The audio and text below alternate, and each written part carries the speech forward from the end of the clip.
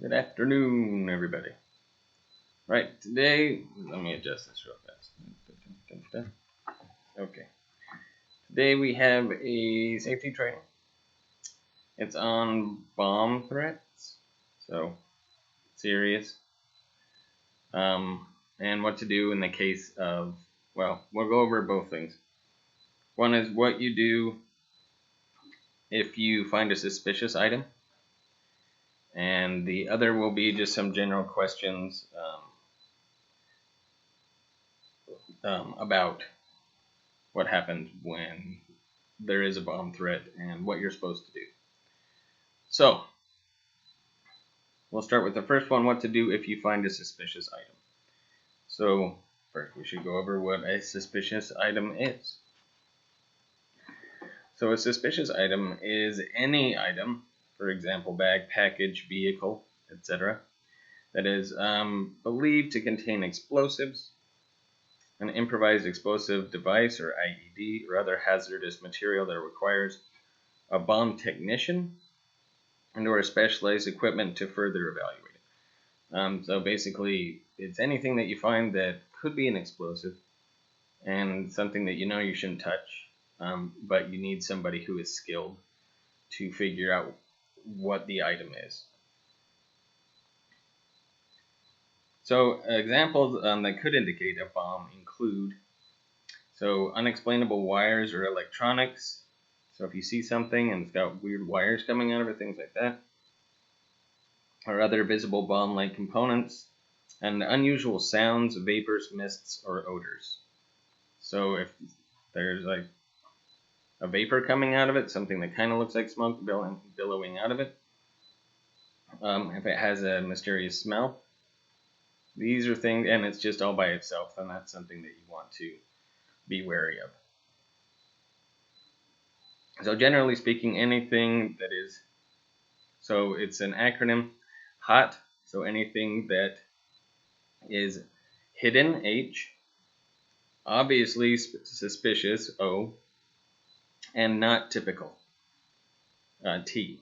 So it's closer to haunt, but not typical just means like typical would be like a backpack or something, but even that, but it's something that's just like that just doesn't look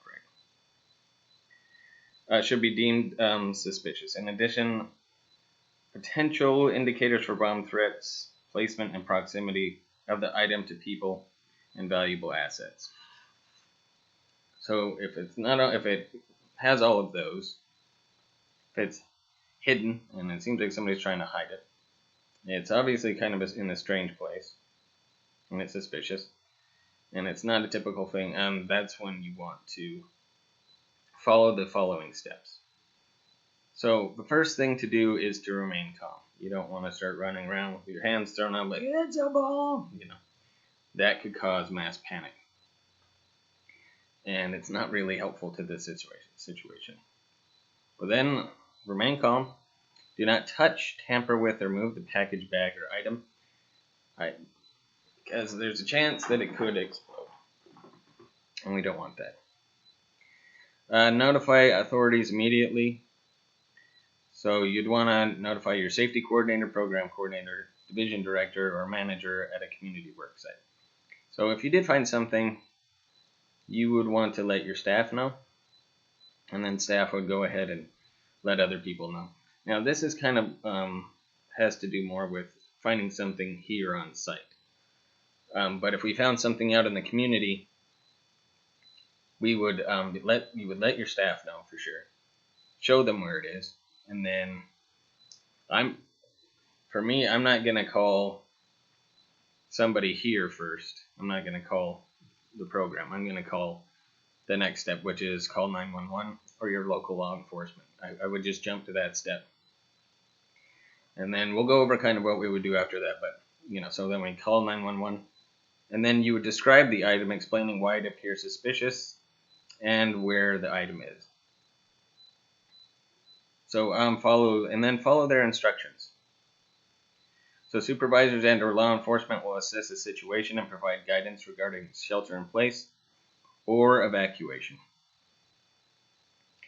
So distance and protective cover are the best ways to reduce injury from a bomb. So be aware, there could be other threats or suspicious items in the area. You find one, it's possible that there's more. And one thing that, and this is very important, do not use any cell phones. That could,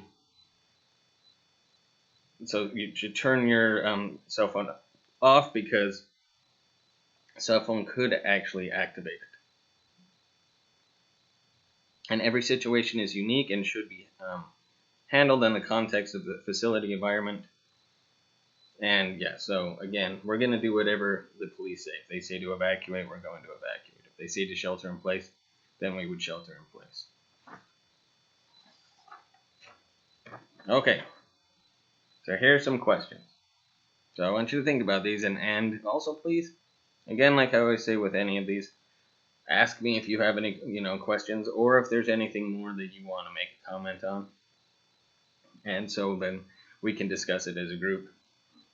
If there's anything that's not clear, we need to make sure that everything is clear. Okay, so number one. If staff tells you that there's been a bomb threat, what is everyone going to be expected to do? Well, first we're going to, again, call law enforcement and figure out if we're going to shelter in place or evacuate, but that's what we're going to do. But again, we're going to, let supervisors know as well, and the the safety coordinator, you want to let the safety coordinator know, hey, this is something that we found, and it seems suspicious, and so we want to let you know. And then we're going to follow their instructions. And so eventually we are going to evacuate the building. So after evacuating the building, should everyone stay close to the building, as we do during a fire drill, or should everyone get further away, and why? So let's think. Should we treat it the same as a fire drill?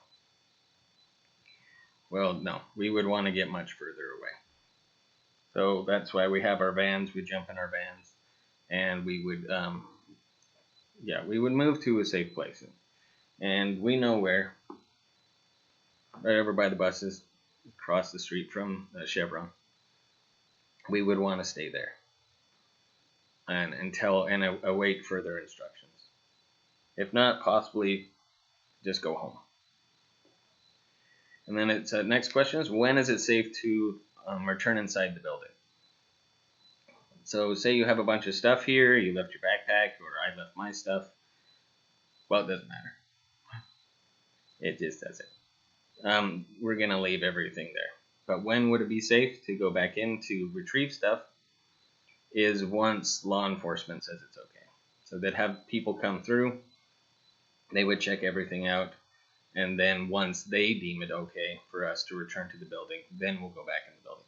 But they'll probably do a sweep of everything around here. Should you help the police or firefighters look for the bomb? Why or why not? And let's think about it a little bit. Should we help them look for the bomb? The answer is no. No, we're not trained at all, and we don't want more people going around. We could disturb it. Say somebody forgot to turn off their cell phone, it could detonate it. We want to leave that to professionals. We're not professionals in this situation. If you did find a bomb, again, you just want to notify people who are actually best suited to handle that situation. Next question. If a stranger told you that he or she had placed a bomb inside or near the building, what should you do? What would you try to remember about the person making the threat? Well, if possible, if it was on the phone and they told you, you want to keep that person on the phone as long as possible. Don't pass the phone to somebody else because they're talking to you.